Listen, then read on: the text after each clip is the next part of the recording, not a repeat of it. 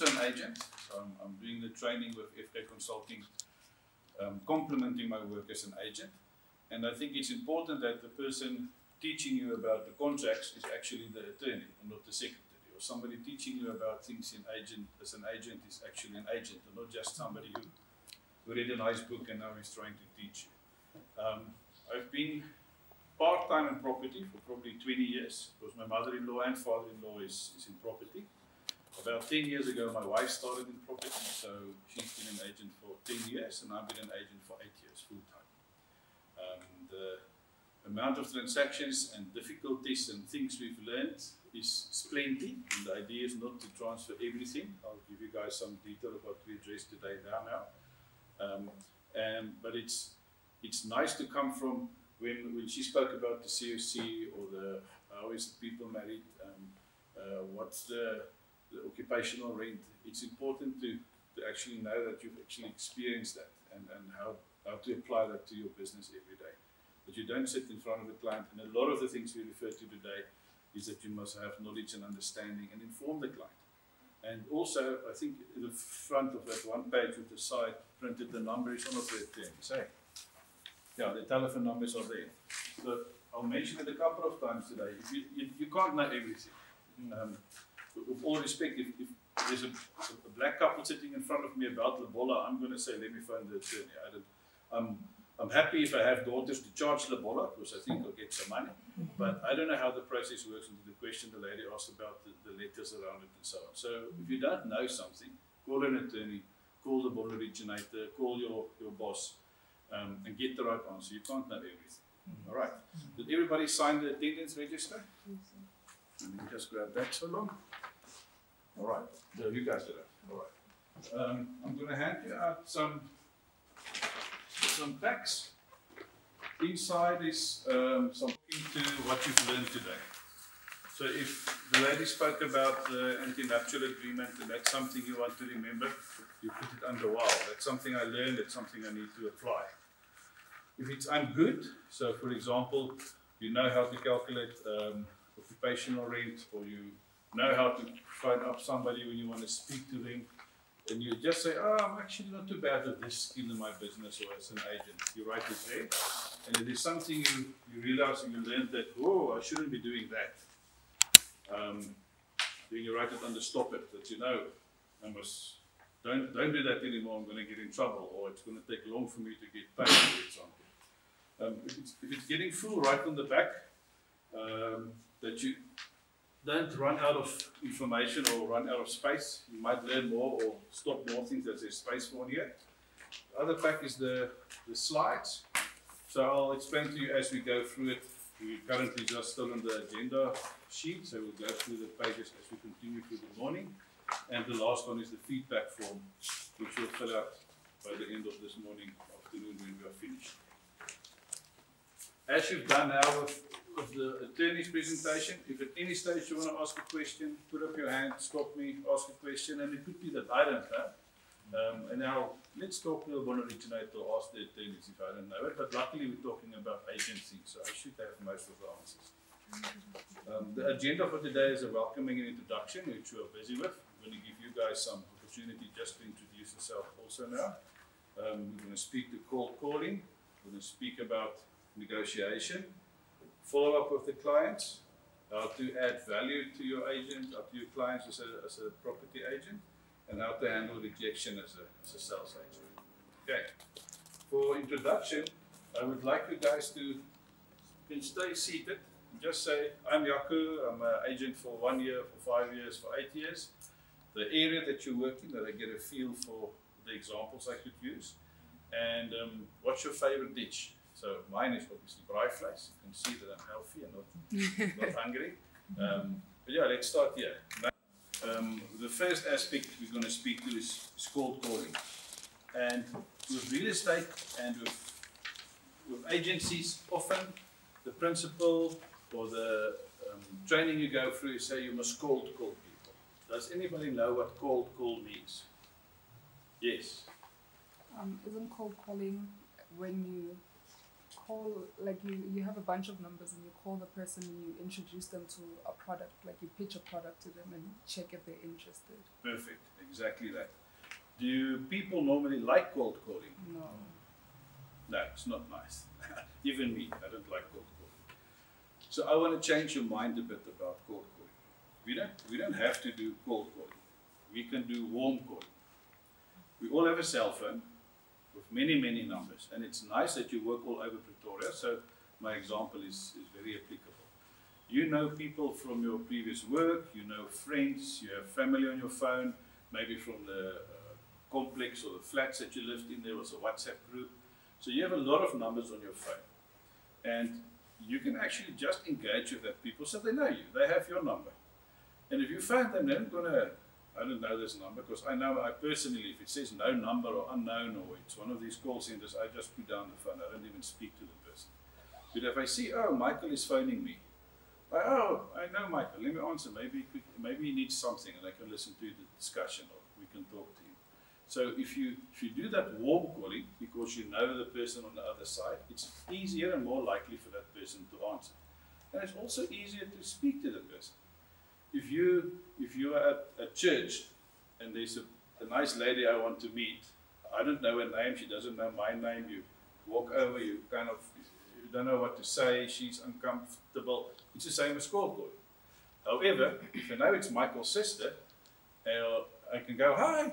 I know you, you're Michael's sister. How are you? Oh, I'm Jaco. It's easier because you already have some sort of relationship.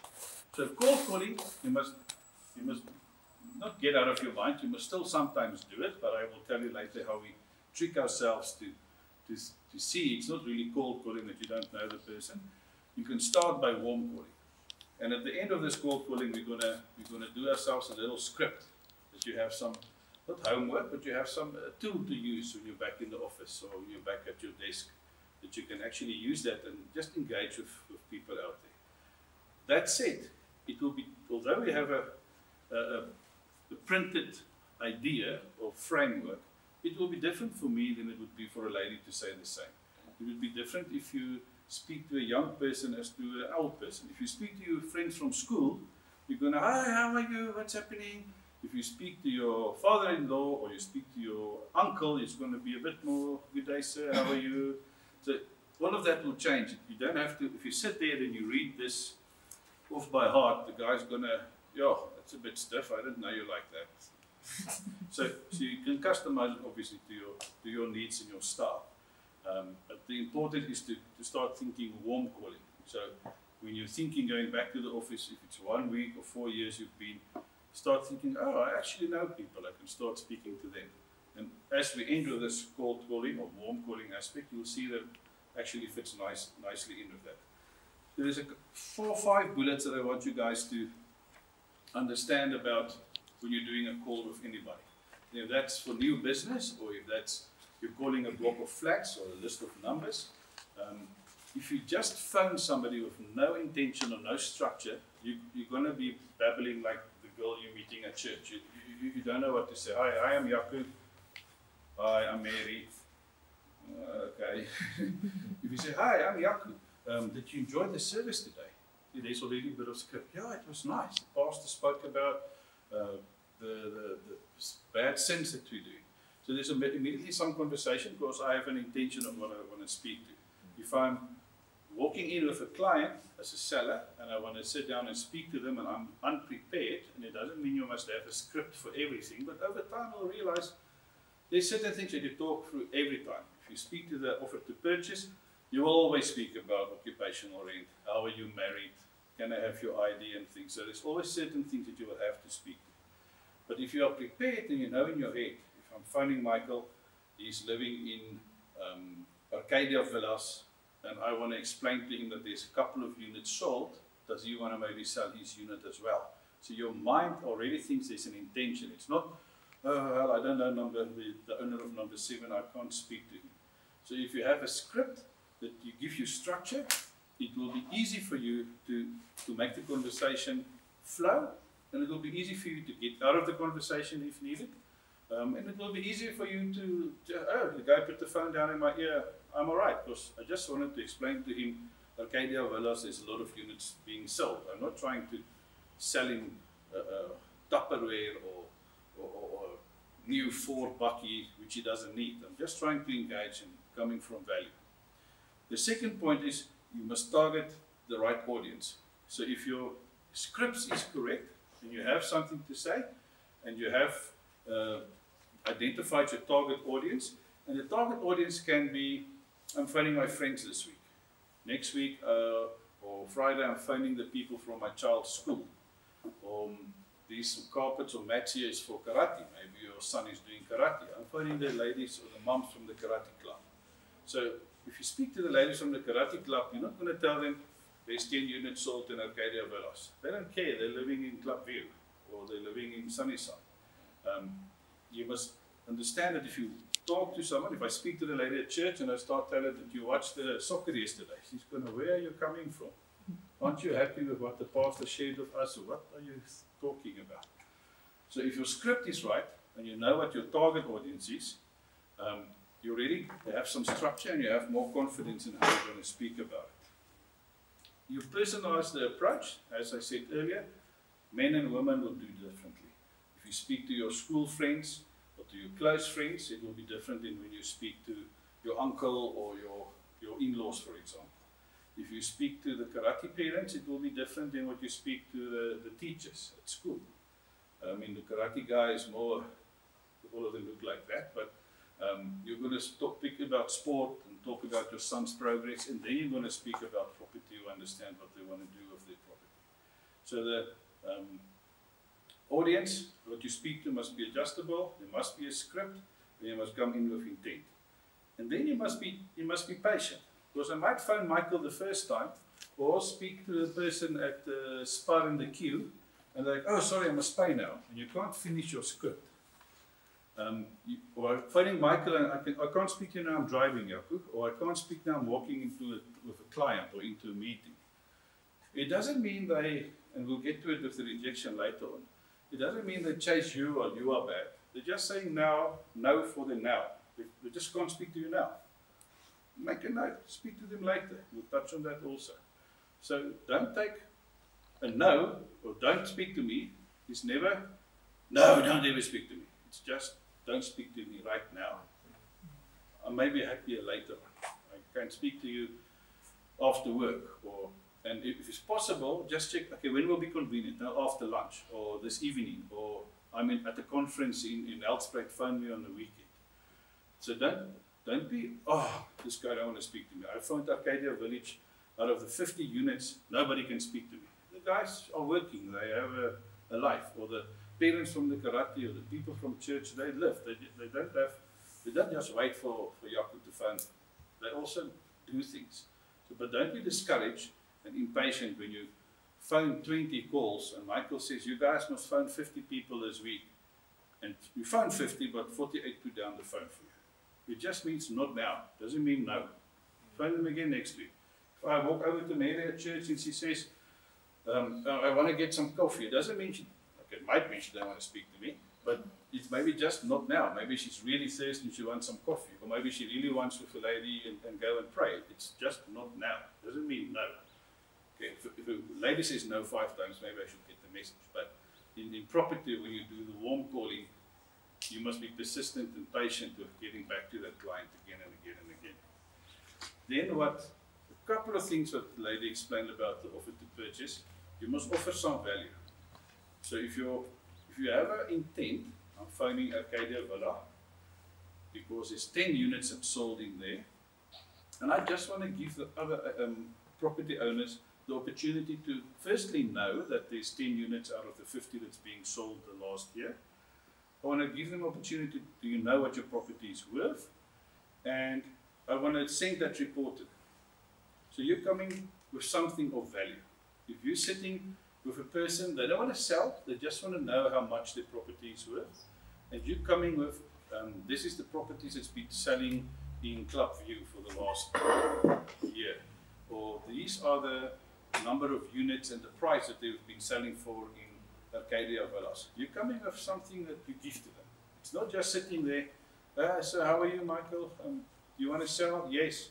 How much is my house worth? Yeah. No, I don't know, I must go figure it out.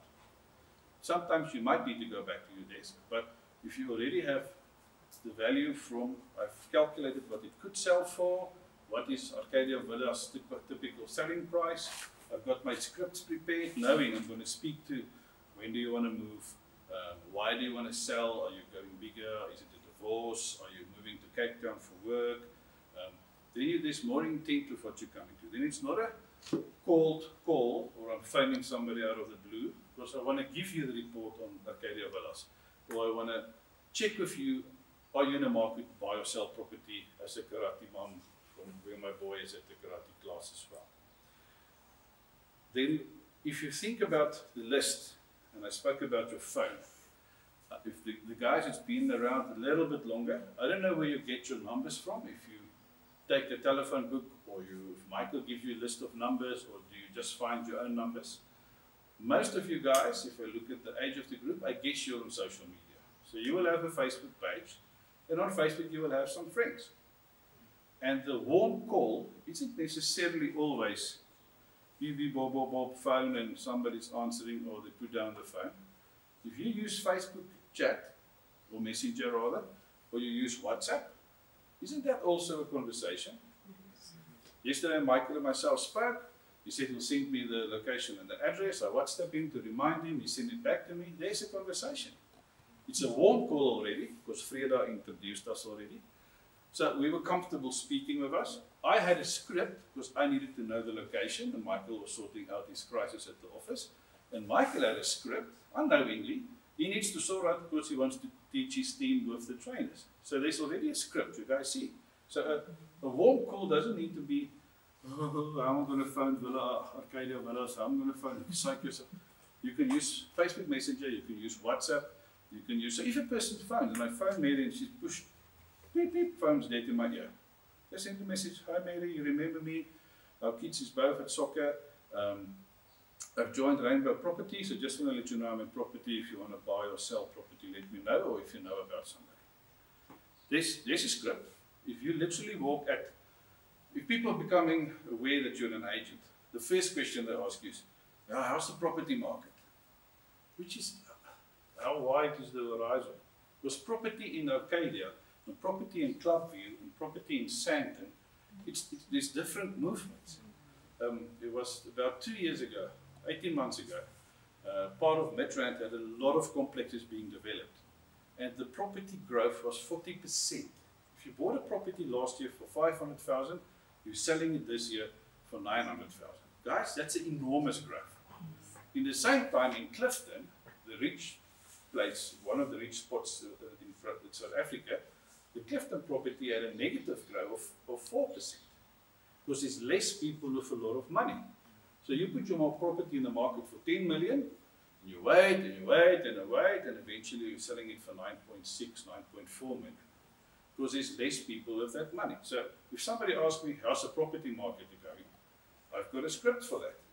Yes, Michael, where do you stay again? Oh, I'm living in Montana, Pretoria North. Oh, because I'm reading articles and I know what's happening in Pretoria, not the whole country. Yeah, Montana is great. It's becoming a whole new city of part of Pretoria. Before you kind of have to drive over the mountain to get to Pretoria North. Now you don't need anything this side. Everything is that side. There's malls, so I don't have to know what's the property price in Montana, but my script in my head is, oh, that's what's happening in Montana. If somebody asks me about Morletta Park, oh, I'm very concerned about Morletta Park. I've read in the news, and the president actually were at the opening of a Baldwin property development. I think it's 5,500 units, and the impact on the roads is going to be so much. Whew, I won't buy Morletta Park if I'm you. Or if you're living there, I would sell, because you won't be able to use the roads. It's going to be too busy. I didn't give him any number or how much his house is worth, because I know I've got my script in my head of what I know about property. So the script part isn't necessarily taking a sheet like this and learn it off by heart. Maybe that's the start. But then it's also this book I bought a while back, Kevin Ward, the Book of Yes. It's specifically, and this is where the script coming out that we're going to use as well. It's specifically around real estate scripts. Yes. So you mentioned that when you were giving the Morletta Park example, you said that it would be like development there. You can't live in Clubview and sell in Montana. You're going to waste all your commission on petrol. So, but where you are, if you're living in Clubview, you're going to go to school here, your kids is going to have soccer here, you're going to go to church here. So you're going to know more about Clubview. I grew up in Elaris Park, just off Rigel Avenue. I was the first second grader in Elaris Park Primary School. The current principal was my teacher in high school, and he was one of the guys that disciplined me properly. So if somebody wants to move in there, I can tell them, oh, it's a great primary school. Mr. Iman was the one guy that was giving me discipline when I was naughty. I didn't want to remember property value. I'm selling the area to them. And I literally don't want people to buy Morletta Park. I spoke with a lady on the phone just before you guys arrived, and they're living in Morletta Park. And I said, you know, I would love to list your house, but I don't want to work in Morletta Park, because I don't want to sell a house to you in Morletta. And you would phone me 3 months after and say, I want to sell. I can't even get out of my house because of traffic. Because you're going to be cross with the agent, you're going to be cross with your husband, you're going to be cross with everything because of your frustration with traffic. So I would rather look at Elaris Park, or look at Erasmus Kloof, or look at whatever other area you can recommend. And it's again just to have a script ready and giving something of value to your client.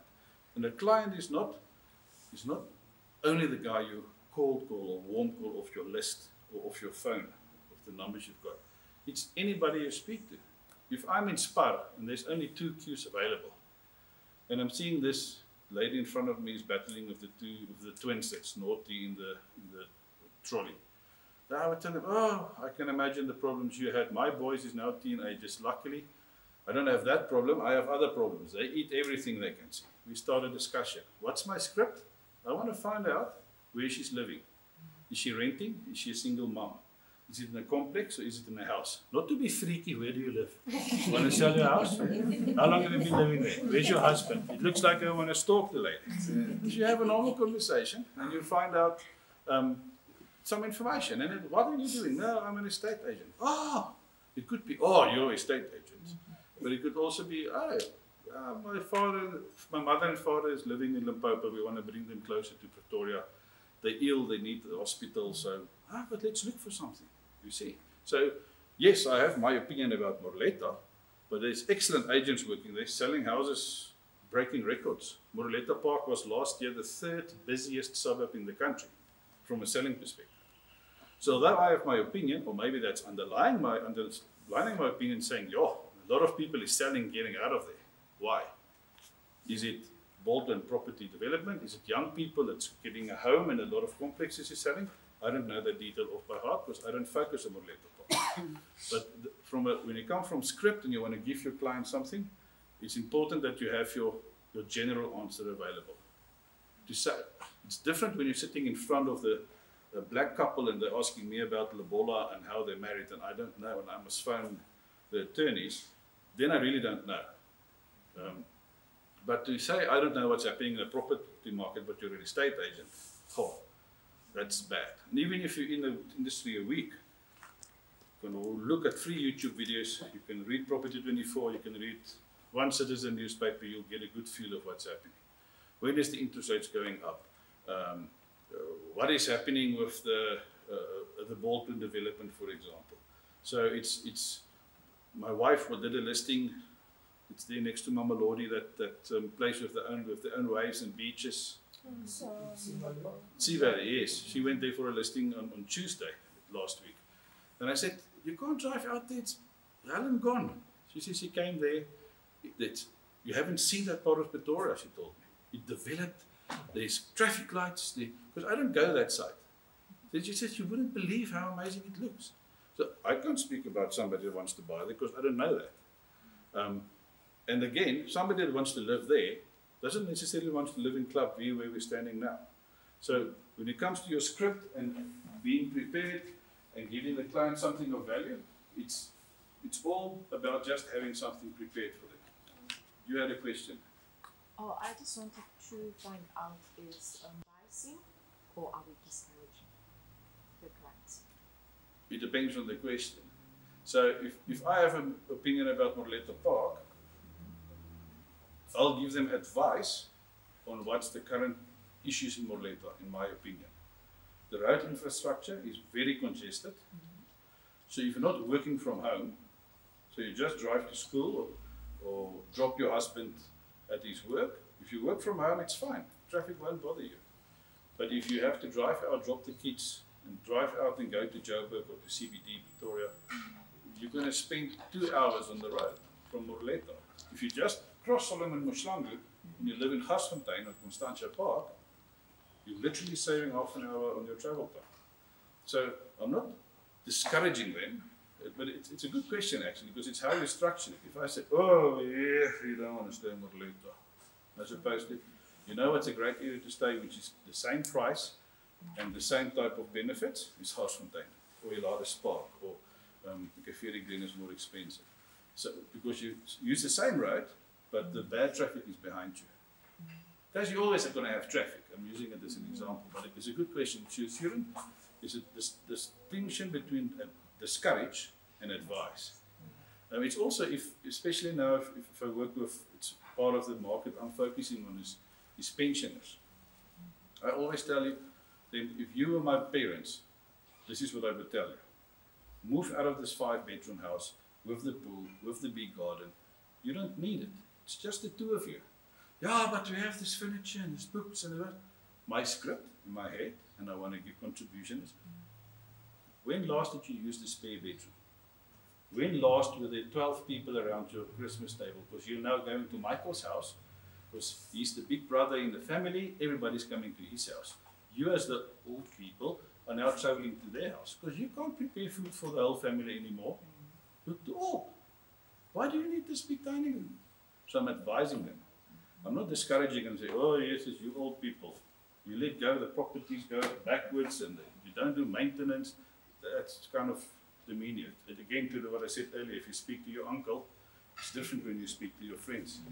So, good question. You must always be advising, and that's how your script in your head would be running as well. Hey, was there another question now? We good? Okay. Okay, I'm going to hand you out. Do you guys want to get the name of the author of this book? The Book of Yes, and the author is Kevin Ward. I'll write it on the board just now as well. What's nice, it's only about real estate. It's about cold calling, it's about calling your friends, it's about a new listing, it's about updating them on the progress of the property transaction. So each and every script you can probably think of, there's a reference in here. And it's not just, you'll see on the handout I'm giving you as well, there's little ... which implies, wait a little bit, there's a line which you say, hi, Michael, because that's you're going to fill it out, or whoever's on your list. Hi, Mary, you're one of the mums from the soccer club. This is Yaku. I'm at Rainbow Properties, ... pause a little bit. How are you? ... Wait a little bit. So there's some science in it. It's not just a list of scripts. All right. Grab yourself one and pass it on. I'm just going to write this on the board. Circle script modification for the new agent. So that's many of you guys in the room. Hi, Michael. This is Yaku. How are you? Oh, good. I'm great. Michael, the reason I'm calling today is because I need your help. Do you have a quick moment? So you can, do you have a quick guys? So that's coming to the scripts and how you use your, if you're like, oh, I must phone 100 people this week. I'm not in the mood for this. If you have this structure and you know what you want to speak about and you're phoning with an intent, either soccer moms, just want to introduce myself, I'm an agent, I'm in property, anything, phone me. And if I don't know, I'm speaking to my principal or I'm phoning an attorney. Speak to me, I'm going to be your go-to guy. Guys, and a quick example is a parent, his name is also Yaku. I've known him since Billy Kirakpi, so that's now 10 years. He knew my wife is in property. He knew I moved over to property. He's with the town council, with planning and development. That's how I know about the infrastructure at Baldwin. It's not going to be upgraded. And how I know about the bridge coming at Castle Gate, because I'm speaking to this Yak. Every time we see him, he just question how's property, how's the market. last year, typically his parents wanted to move to Gauteng because they're getting old, and he wanted to understand, is it better to change his current house with a flat for his parents, or is it better to buy a unit for his parents to stay? So from discourage or advise, as she asked, I advise him and say, Jaco, let's get the plans for your house and see what's allowed. So I'm giving them advice, I'm giving them something. And if the architects and the guys say it's fine, you're allowed to do it, it would be better for your house to have a flatlet. Because if your parents is in a townhouse somewhere and your mother falls, it's far to drive to get her to help. If she falls in the backyard, you're quick, you're there. Or the kids are there to help her. But if she's 10 blocks away, it's a problem. And I've never sold a house with this guy. I've seen him at school functions. I'm seeing him at the rugby at school. That's all. We speak a little bit property about the kids, about the parents getting older. But one day when he wants to sell, I'm going to be the guy who phones. Because I'm advising him, I'm helping him. Did you do the changes to the flatlet? Send me photos of the flat. He sent me one picture of the outside and one of the kitchen. It's only a bachelor setup. It's not a Silver Lakes fancy golf estate house, but at least I'm in his mind.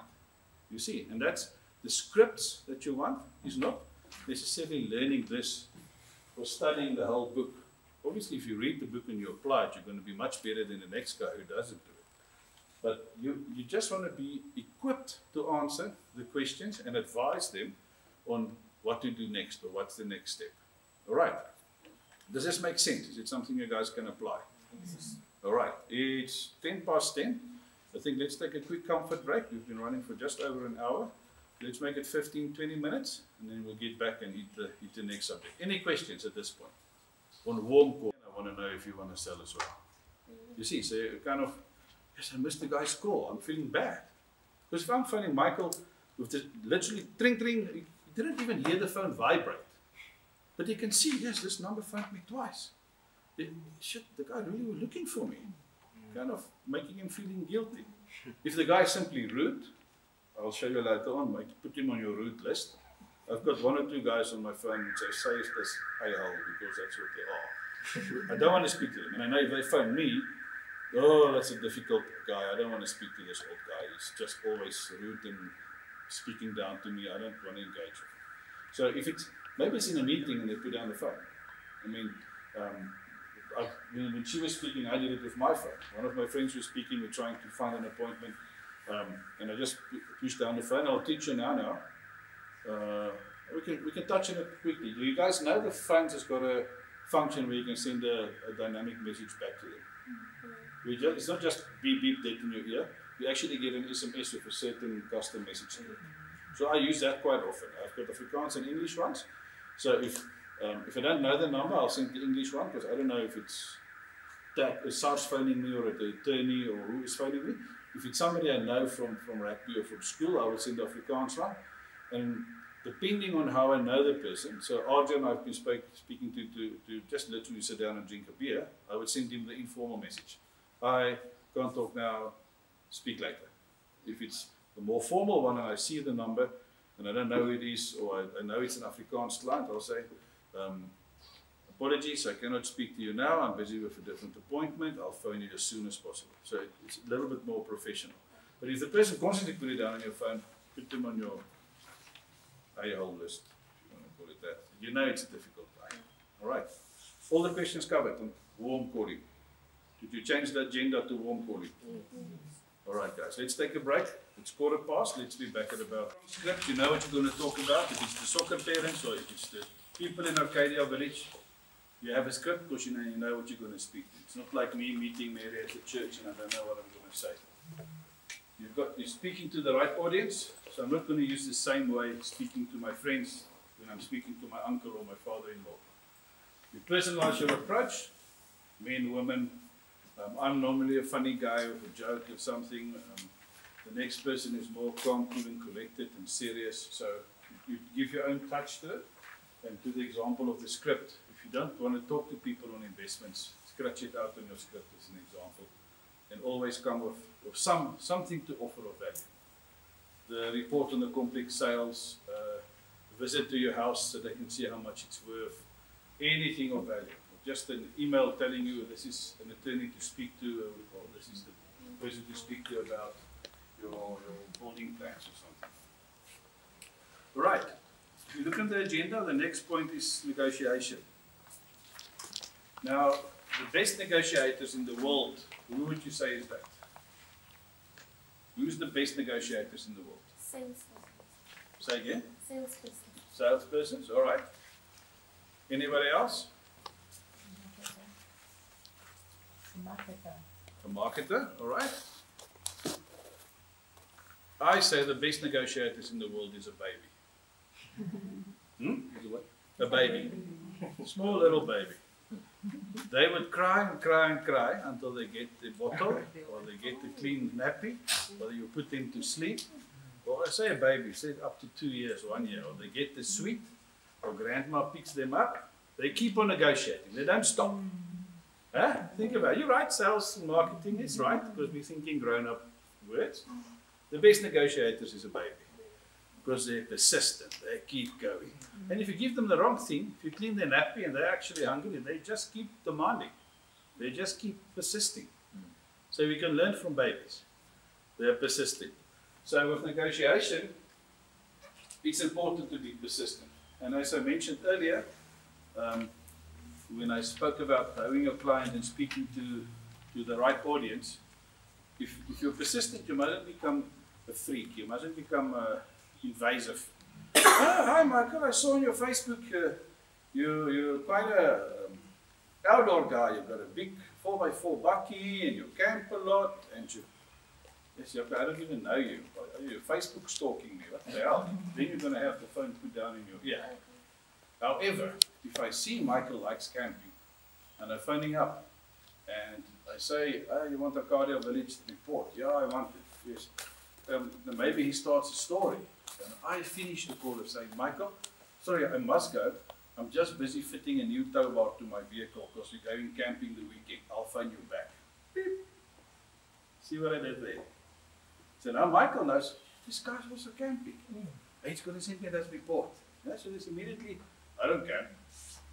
I don't even, my car can't take a tow bar. But I've planted a seed. I know Mike because I Facebook stalked the guy.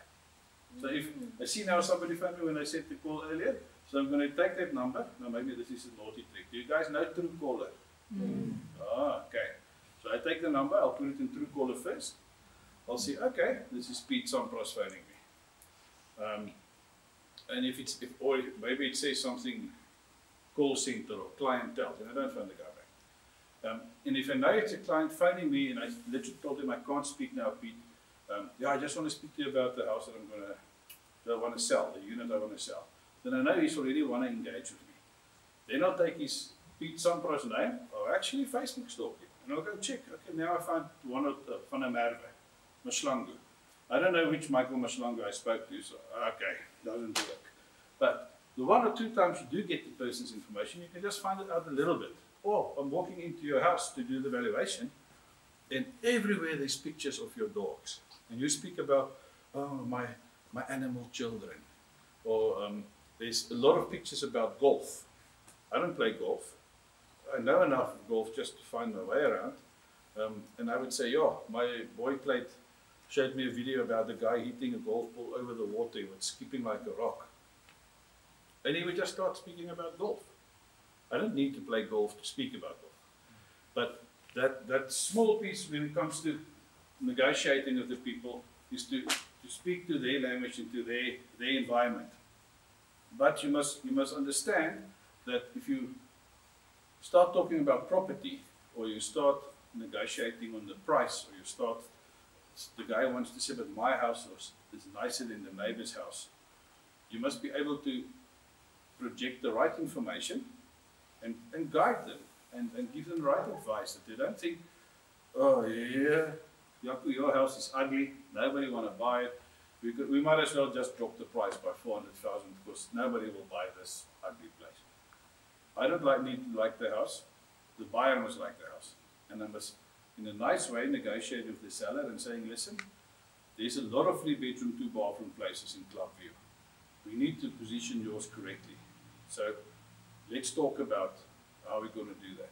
So it sounds like a combined effort. So I say, you listen. I'm not the dad and you're the naughty boy. Okay. The trick in that is, when I use the example of the tow bar for camping or the golf, you must build the relationship with that person. And it's difficult for me. I spoke to this lady in Morletta Park. She's actually helping her mom renting out the house as well, and it's an engineer renting the house. I don't get along with engineers. They all, it's like this, it's like that. I say, I know, I say so. It's not like that. It's never, the fact that I'm wearing shoes like this and Michael is wearing tackies, it doesn't mean Michael is faster than me or not. I might be running faster than him with the shoes even. So I know that if I hear an engineer, I must make extra effort to build a relationship and extra effort to understand the guy. Because for them it's not, the price is between 800,000 and $1 million. For them the house is 925,000. That's it. But you must build a relationship to be able to talk to them. I once had a house where it was a medical doctor, the husband, that was married to this hippie woman. You know those ladies with the long dresses with all the colors, and her hair is in dreadlocks, and it's all peace, no war. I didn't know how to speak to this woman. There's things burning all over the house for nice smell, and we sit on pillows on the floor. I'm like, how do I convince this person that I'm the right guy to sell their home? It's easy to speak to the doctor because it's a professional person. And I had to figure out a way to speak to this hippie. And I started talking about, oh, my wife loves the Beatles music. It's coming out of that, the 70s. And she should have been born in the 70s because she's a love child and make love, not war. So you must find a way to find a common ground and build that relationship. And sometimes it's easy. You just walk in, you just click with the person, and you go on. And the other part of building a relationship is not only that you communicate in their language or speaking to their type of person, it's also about communicating efficiently. So if you ask me how's the market and I just say, no, it's lekker busy. Yeah, the N1 is also lekker busy. You must talk efficiently in the sense that now I'm sitting in front of the seller and I must convince them I've built a relationship. I spoke about their nice dogs, or I've spoken about the kids at the soccer club. Now I must kind of edify, who am I, why should you listen to me? Listen, Mary, you know, the houses in Club View, there's about 120 on the market right now. You said on the phone that you've got a 3-bedroom, 2-bathroom. Competing directly with your house is about 25 of that 140. So there's not so many of them, there's 25. And most of them is priced for about 2 million. So we must be mindful when we speak to the price that we go to market with, that we don't overprice yourself. Otherwise, we're just going to wait longer for a buyer, and you're going to feel I don't do my work. You guys see what I did now? I had the script in my head already. Because I know my script. I'm speaking to the number of houses in the market, the number comparing to her houses, and what's the typical price for that house. There's my script, guys. I've used it 100 times.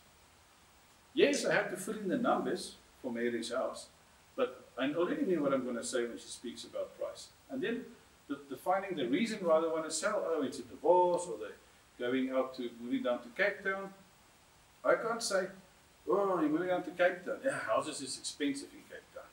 It is expensive in Cape Town.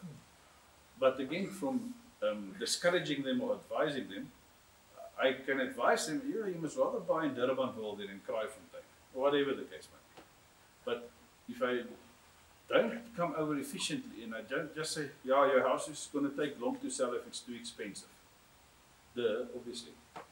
If I take a City Golf and I try and sell it for 2 million rand, it won't sell. You're buying a G-Wagon Mercedes for that money. So the same with the houses. I must be effective and efficient with the information I'm giving.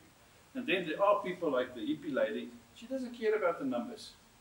She wants to know that it's happy people with a happy family that will buy a house. So I must speak emotion to her. I would tell to the hippie lady, listen, I think it's important that the family buying a house is a loving family, caring about each other and caring about their friends. See, it's emotional words, there's no numbering. And if I speak to the husband, I would say, John, that said, that we need a loving family. Here's the stats of your house or the suburb or the area. So you have to speak, almost be bilingual, if I can call it that.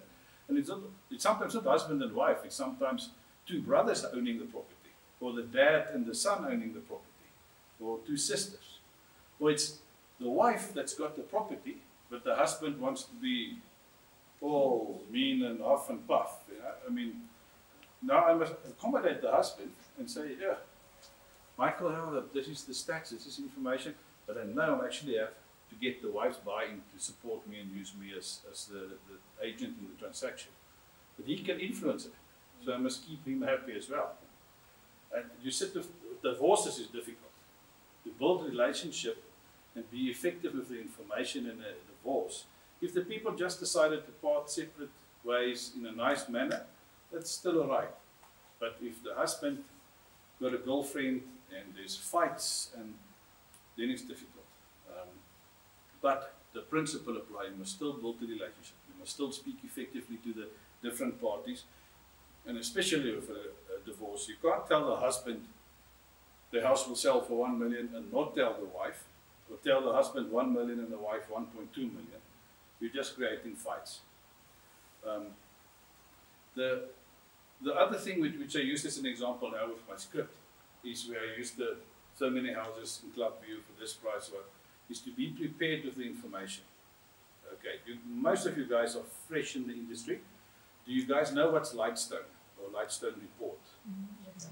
Okay, so just for background, Lightstone is a system, so website effectively, connecting to the deeds office.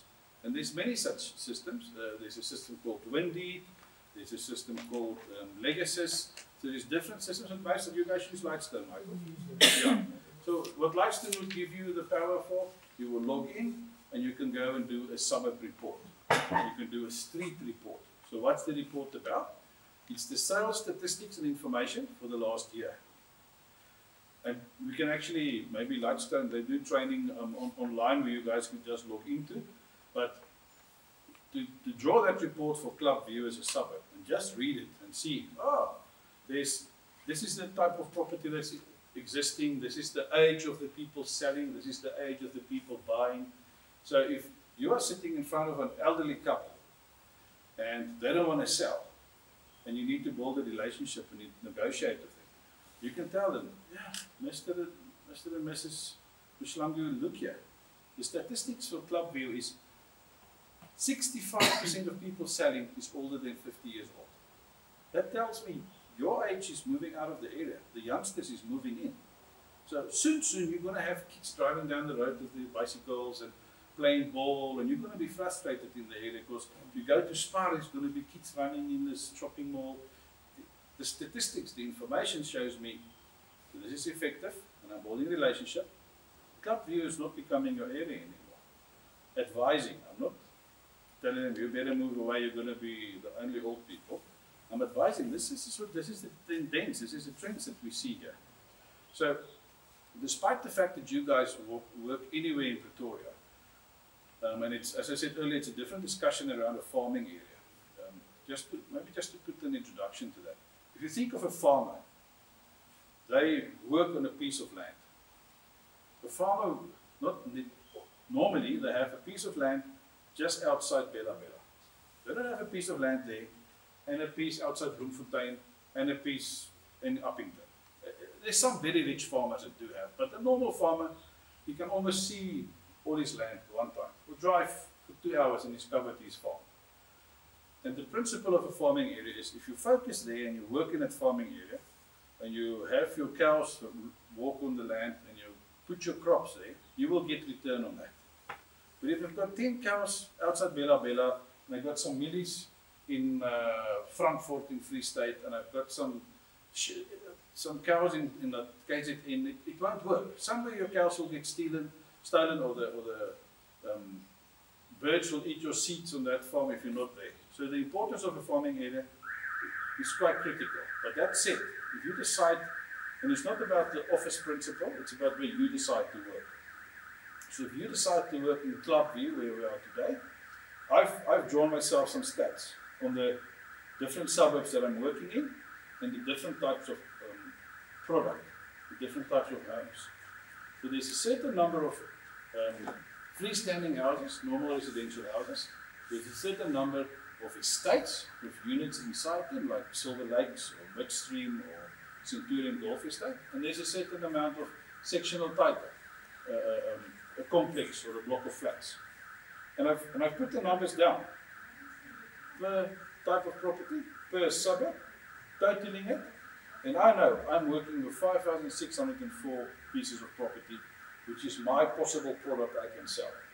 This is the crops on my land. This is the number of cows on my land from a farming perspective. So that's about farming here, guys. But what's important is when I'm trying to build a relationship and be prepared and engage with the client and showing them that I know things and that I should be the agent that they work with. This type of information is important. And yes, if, let's say my cousin phoned me from Eldorado and he wants me to do evaluation on his house, I can quickly draw the statistics and just read it up and write it down in my notes when I go visit him. By all means, you can do that. But I know this off by heart. If you ask me about Elatus Park, I can tell you there's 3,300, just over 60, 65 normal houses. And there's about the same amount of sectional titles or complex units. So if I'm sitting in front of a client and I drop that type of number, they know this guy comes from knowledge. He's not just, I want to sell your house because I'm pretty and we go both do camping. He knows there's some more value behind this agent sitting in front of him.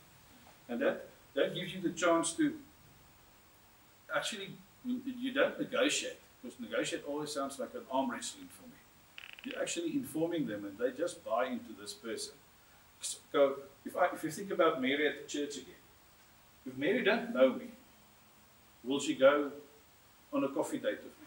No. So now I introduce myself to Mary and she knows me. Now we talk a bit and we both realize we like outdoors and we listen to the same music, so now she kind of likes me. Okay? Now we do go out one night and we dance and have dinner, and there's some guys that's being rude to Mary, and I kind of, whoa guys, don't talk like that to my girlfriend. So now she starts trusting me. Okay? So people must know you, they must like you, and they must trust you. Then they'll do business with you.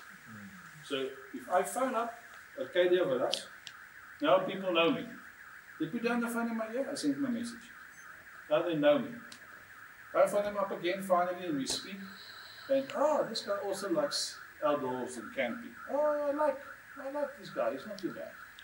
And when I come with this type of information about how many houses, what's happening in the market, then they'll trust me and they will do business with me. Mary trusts me and she will go on another date with me, even marry me.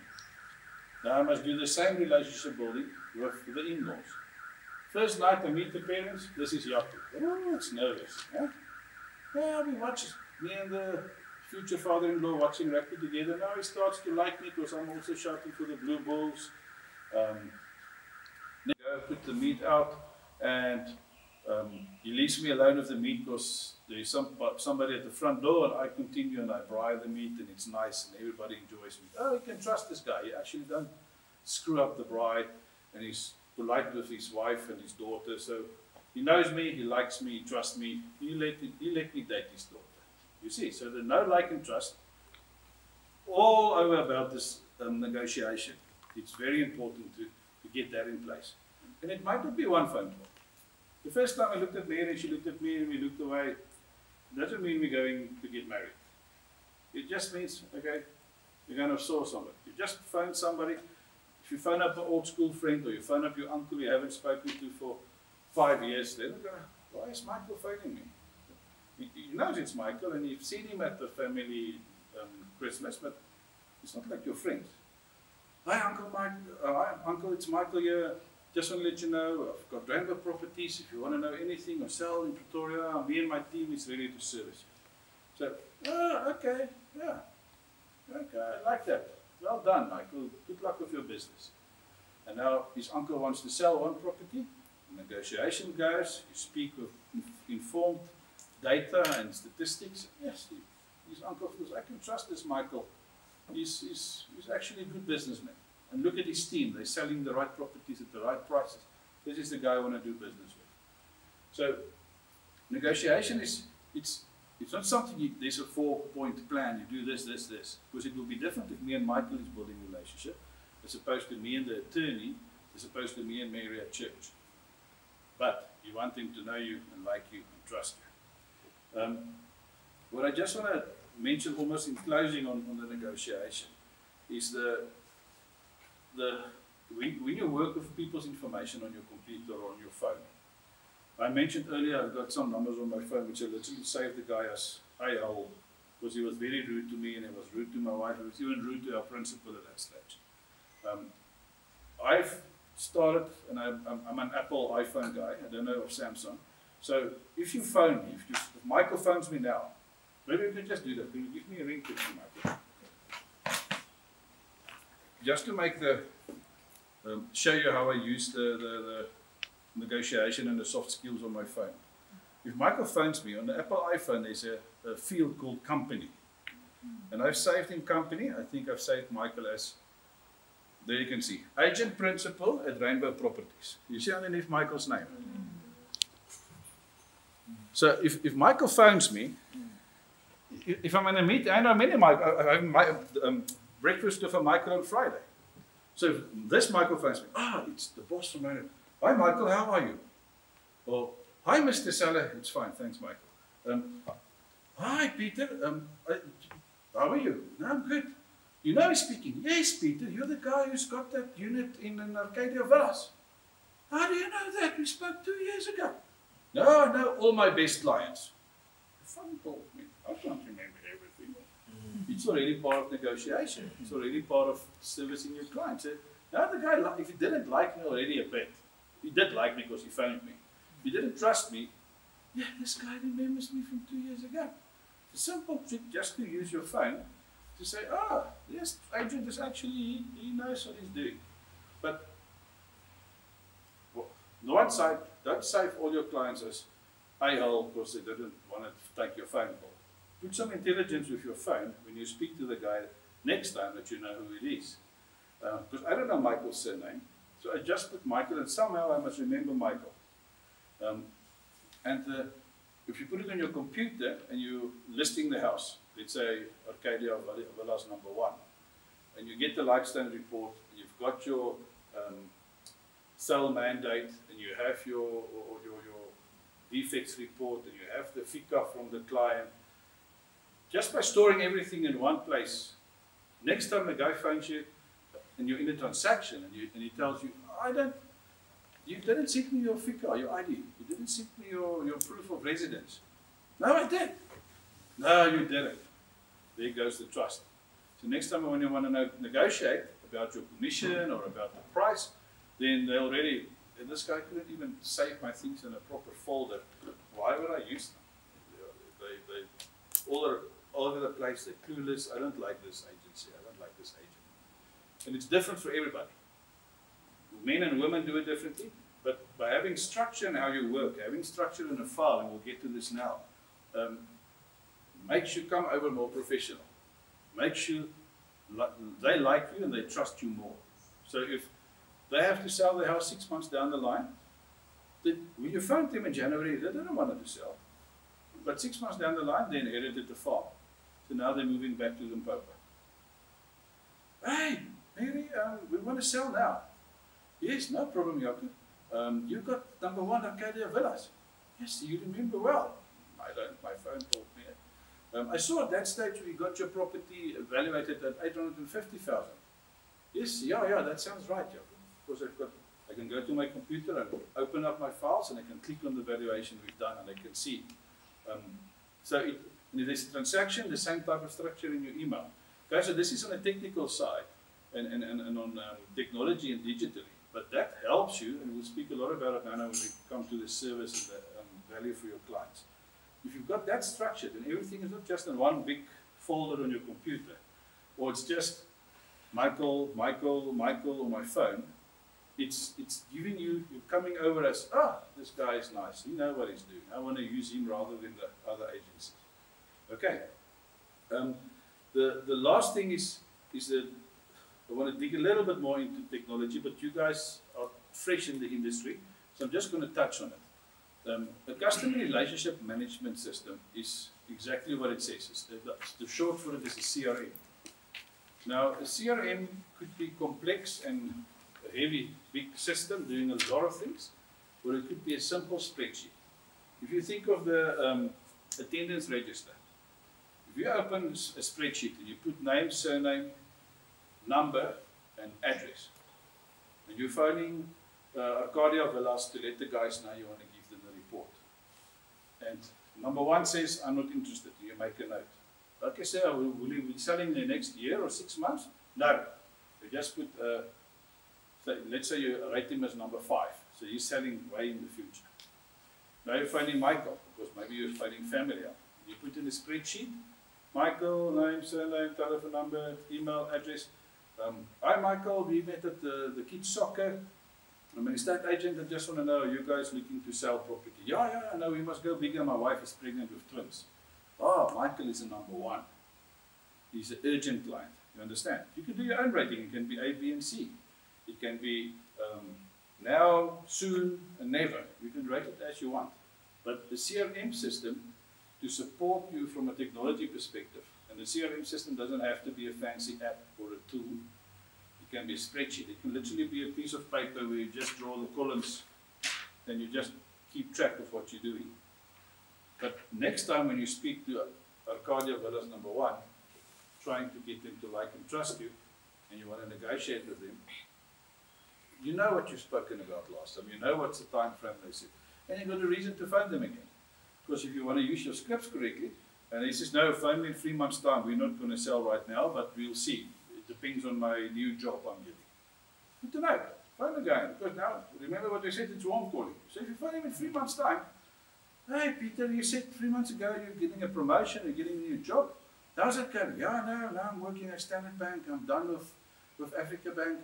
These guys is looking after me. It's awesome. Great. Are you guys going to now buy a house and finish with the renting thing? Yeah, no, we're going to buy. Yes, I'm so glad you reached out. You see, it's not a cold call. It's a warm call. You got your little CRM spreadsheet or piece of paper or fancy system, and you keep track of what you spoke about. And also the guy put down the phone in your ear. Oh, John, don't phone again. Or be careful, he's rude. You can put that on there, because next time you're phoning up, John, oh, yes, I forgot this guy is total idiot. He's always rude to people. All right, so negotiation is, the easiest for me is to think about Mary. I must get her to know me, so I must introduce myself. And it's introduce / remind, hi, we were in school together. Hi, we're both soccer parents. They must like me, find common ground. And guys, the best way for somebody, if I want Michael to like me, I want Michael to speak about himself. Test that. If I keep talking about my nice new Hilux and the tow bar and the tinted windows, and it's got 6 gears and we put the canopy on, Michael is going to, yes, this guy is full of himself. I can't handle him. But if Michael and I stand, Michael proves me wrong now. Huh? We were standing here. We talked. I said, yes, Michael, how long are you in the industry? And he started talking about his background and his vision for Rainbow Properties and what he's planning. And I asked him another question. And if he picked up, all my questions was open-ended. You know the difference between an open-ended and a closed-ended question? Do you want to go on a date with me? It's yes, no. If I say, wouldn't it be nice if you and I go for coffee on Saturday at 7 o'clock here by Centurion Mall? Yeah, that sounds better. Or if I say, would it be nice of you to have coffee, or should you do dinner and a movie? I'm giving you options. If I just say, if I go to Mary at church and say, hi, would you like coffee? They're weirdo. No. I say, how do you take your coffee? Sugar and milk? No, I don't take sugar. I'm on a diet. Oh, already something we can talk about. I go and make the coffee without sugar. You see? So it's, but not to trick you, Michael. It's how my mind already works. My script is imprinted. I'm not going to say, how are you? Normally, hello, how are you? What's happening? But the discussion me and Michael had for 3 minutes here, all my questions was open-ended, and I let him speak about himself. And it's a psychological mechanism to get him to like me. Because I need some peers in my business. I cannot come here and just say, you listen to me. I'm the professor, I'm telling you how it is. I need you guys to feel free to phone me. Jaco, yeah, we got so many issues with this farming area in the office. Come do some training for us. Or, Jaco, I can't find Michael, I can't find the attorney. You're an agent. I'm sitting at the client with the OTP. This is the issue. Can you please help just quickly? All of us agents should actually create our own union, if you want to say, because the public is so cross with us. Different discussion. But I need you guys to know, like, and trust me. And I do that with whatever techniques. I need Mary to know, like, and trust me.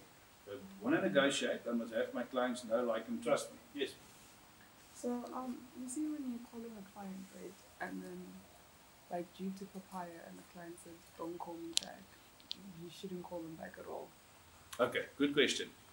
So, you will sometimes get those clients, and guy says, Frida will do training second week in February. Not sure, I think it's the 8th of February.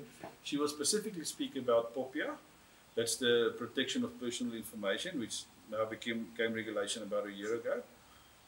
So a lot of people will throw you, especially if it's a literal cold call. If you phone them up and say, I want to sell your house, can I come see you? They're going to say, don't ever call me, take you off the list, I'm going to report you to Poppy. Okay, first thing, they can't report you to Poppy because you can phone anybody and everybody once. And if you want to be technically correct, I can phone them once, SMS them once, WhatsApp them once, fax them once. Each and every channel is once, and if they tell you to bugger off, you must bugger off. But, to your question, if they tell you, don't ever phone me again, I don't want to sell my house, you literally mark them on your spreadsheet as number 5.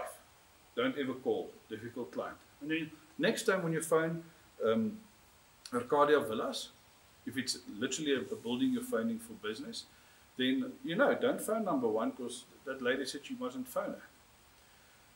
What we do, okay, it's a little bit further down the line from a CRM perspective. If they say don't call me, they didn't say don't email me. So I'm putting them on an email campaign and my system sends them an email. Enjoy Valentine's Day, Happy Mother's Day, enjoy Mandela Day, Happy Christmas or whatever. So they do still, and they've got an option to opt out. Yeah. I'm sure if I pick up my phone now since Monday, I got some SMS. Clicks, Valentine's special, click here, press 0 to opt out. You get that. You must from Popia, you must have the option to opt out. And you will get a rude person that puts the phone down. My wife especially, she's starting to categorize it. She says, white Afrikaans men, 55 years and older, are the most difficult, bevoeterde assholes out there. They're always rude, they're bitter, they're not friendly, everything is wrong. So typically when you phone that guy, he's going to say, where do you get my number? Don't ever phone me again. No problem, Gerard. Beep. Number 5, don't phone again. Guys, there's 64 million people in South Africa. You don't have to talk to Gerard again. Put him there as a-hole, you don't want to speak to him. And I've got people like that on my phone and my database. So don't swear back at him. Even sometimes you get a guy, you say, how the F did you get my number? You effing agents. Sorry to bother you, Gerard. I understand you're frustrated. We'll take you off my database and not phone you again. And the funny thing about Poppy, that says you are not allowed to phone her. She might phone Gerard tomorrow as well. Because you know what? You were just trying to find sellers in Arcadia Villas. She actually got a seller and she just wanted to let the other guys know. If you speak about marketing and things. Now she phones Gerard as well. Also from Rainbow Properties. Hey Gerard, I've just listed 2 properties, number 7 and number 11 in Arcadia Villas. I see you owning number 1. Are you also looking to sell? I've got a hell of a lot of buyers because these properties are hot. Yeah, yes, that's a good idea. But just yesterday he was rude with you. Why? His wife fight with him or he lost his job. Now he's still confused and cross with that. And now he realized tomorrow, I'm in trouble. I must sell my investment properties. So you just caught him on a bad day. But normally there's enough people out there to work with. And I literally only work with people where I got a nice relationship. Guys, I can't tell you when last did I do a random call with nothing of value or just building a relationship and negotiating. Even if I'm phoning Arcadia Villas because I've listed number 7 and number 11 and I just want to let the guys know Because normally, maybe it's a tenant living there. If I'm dishing out flyers at the gate, he's renting number 14. Wow, he would love to stay in the complex. He's close to work. He's already got a carpool they're using, so he doesn't want to move. And it's now, he can actually buy. So, there you go, I can engage with him. So, if they throw down the phone in your ear, it will happen. Mark him, trouble old guy, or give him a number 5 rating.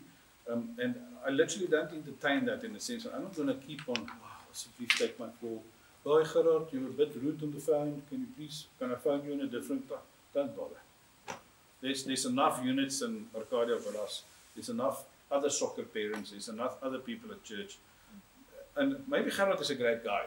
Maybe his dad passed away yesterday and he wasn't in a good place. So, but yeah, you get that.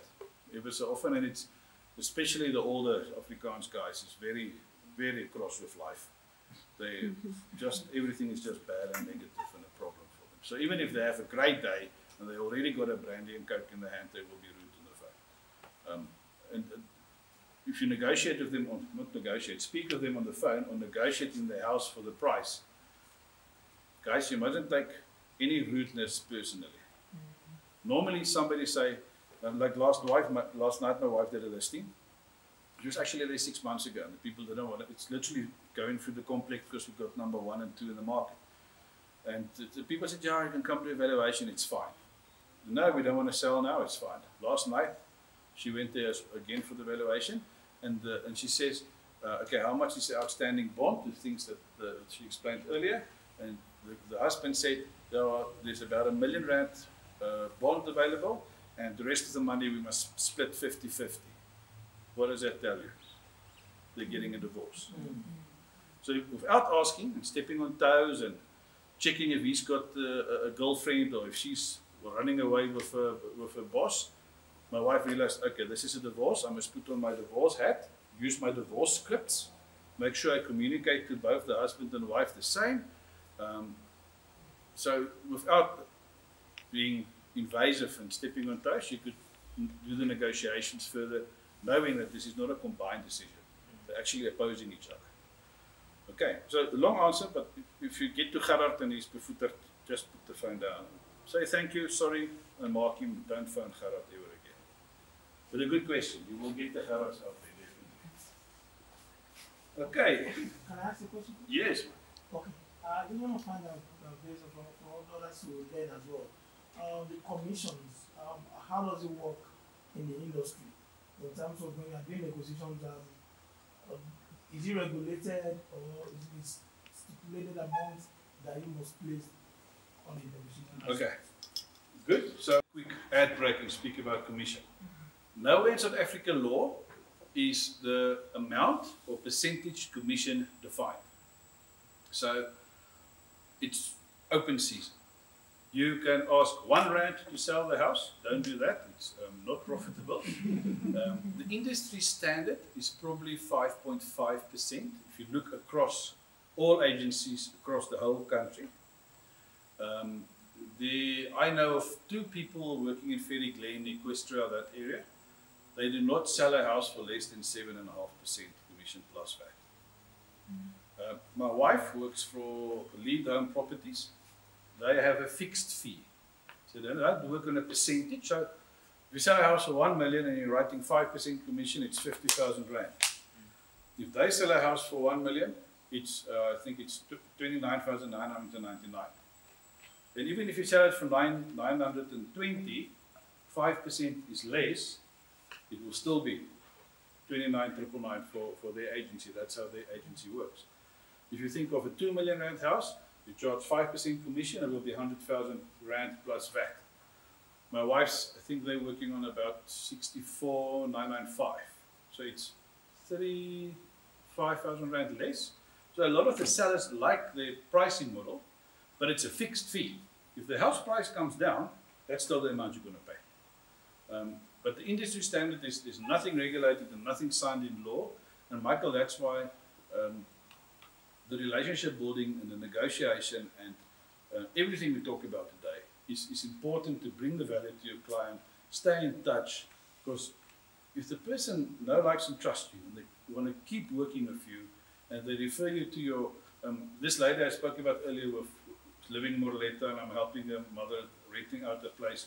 We've sold their house, which was a very difficult transaction. We've sold the sister is Elsa, and we sold the husband's brother's house. Now we're helping the mother renting out her property. I told Ina with motivation and explanation why I don't want to sell in Morletta, but she's happy to buy from me because the kids is getting out of school. They want to go a little bit smaller, actually move to the mother. So it's important to have the relationship with everybody that they want to use you. And if they know, like, and trust you, they're not going to negotiate your fee. It's a different debate about actually a half-day training on how to negotiate your commission and how to stick to your commission. And what are you doing for your money? Because you'll find a lot in the industry, people will say out there, you agents, you're getting all of this money, you get a lot of money. Okay, it's true, there's a lot of money on the paper, but if I sell a house for 2 million, guys, and it's 5% plus VAT, ignore the VAT, it's 100,000 rand. Okay, you have a split with your principal or with your office. Okay, so my split is 70-30. So of the 100,000, I'm getting 70,000. Deduct my taxes, I'm on 55,000. With 55, what did I spend to get this property sold? My telephone, my fuel, my insurance, my laptop antivirus I had to update. I had to pay the photographer to take pictures.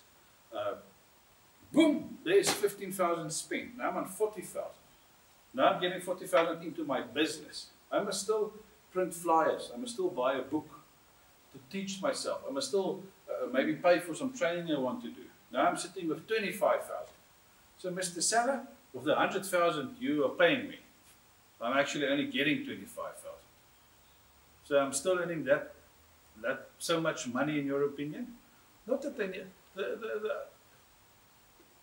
I went to the dentist last week. They claimed against the medical, now I'm getting the invoice. I don't go to the dentist and say, what is this medicine you put in my teeth?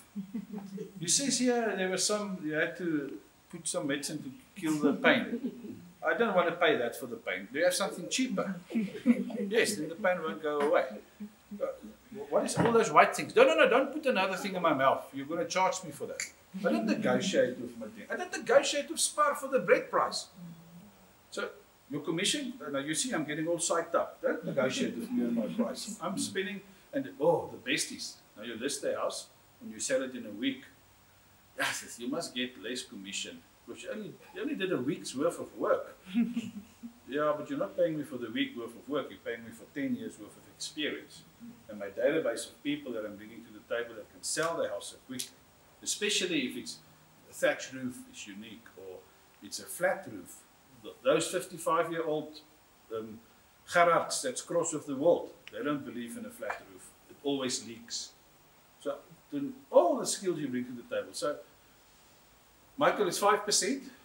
5.5 is the industry average. If I may say so in front of your colleagues, normally an agency has got a bottom line where they say you cannot go lower than 4% or lower than 3.75, because then the poor agent gets a little out, as per my example now. You getting so little as a business, it's not worth the transaction. Guys, and there are the one or two odd ones where there is a divorce and it's a single mum and she's going to move back to her parents because she lost her job, and you have to sell the house for like 35,000 rand and it's half the commission you should have got. Then it's sometimes worth that money as well. Because that single mum and the parents will remember, yes, as Jaco compromised, he didn't take 65,000, he took 30,000 to help Sarah with the divorce house and everything. I'm going to use this guy again. But coming back to relationships, no like and trust. So it's the negotiation and the arm wrestling and the commission is really a training on its own, Michael, which we can do. But guys, if you write your mandate, you start with 5% plus VAT. That's, if you're in it for a week, if you're in it for 4 years, you start with 5% plus VAT. When the house are sold and they want to arm wrestle, what I normally do is, if they're really hard ass on it, they say, okay, I can only negotiate so much. we did all of this and this and this for your house. We did the photography, we did the property 24, we got 20 sales for your house. If you want any discount, you're going to have to speak to my principal, Michael. And then they normally say, okay, no, it's fine, it's fine. Or you they speak to Michael, and you say, let me just, Michael, I'm sitting in front of Pete and Sarah, they sold for $1 million, the commission is 50,000, they want to negotiate a bit lower. They think about 35,000, so please talk to them. They hand the phone. Well, Michael will take the phone, and people will take the phone. Sometimes they say, okay, don't bother Michael. But it's, so there's ways and means to get out of it, but negotiation and commission is it's a debate on its own. Yes. So like what if like you've agreed on a commission price and it's down in the contract and now you've made the sale and now the seller wants to change your commission price? What happens? Strictly speaking, it's signed off in the mandate. So if somebody says they want to negotiate the commission at the stage when the house is sold, Mr. Seller, you've signed off on 5% plus VAT. If anything, I would say sometimes, okay, let's make it 5% inclusive of VAT. Then they feel they win something. And just this is actually not commission training, but I want to drill into that, and I want to show you an example of how people think. Just want to get this question. One of the owners said they are complaining about the price, the commission, and the open mandate. This is named Gerard. Yes. Okay, it's a more difficult question. Let me answer that question first. Guys, I just want to, we're deviating a bit, Michael, so this is bonus for you guys. So let's say we sell a house for, I know it's big numbers, irrelevant of where you work, it's just to make the math work. So we sell the house for 2 million rand. We do that at 5% commission. Right, so that comes down to 100,000. Am I right? Mm-hmm. Now we're sitting, okay, sorry, this is the marketing price. This is what the sale mandate says, 5% commission, so it implies it's 100,000 rand. Now the buyer comes and he says, he'll offer 1.85, the seller says no, 1.95, they settle on 1.9, so that's the selling price.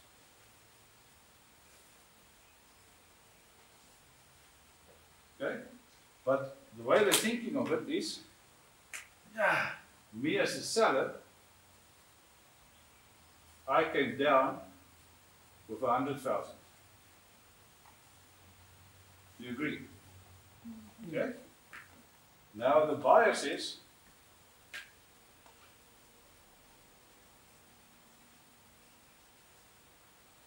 I had to come up with 50,000 because I only wanted to offer 1.85. You see, so they're dropping. They're dropping. He's down over 100. He's up with 50. Now the seller says, you must compromise on your commission as well.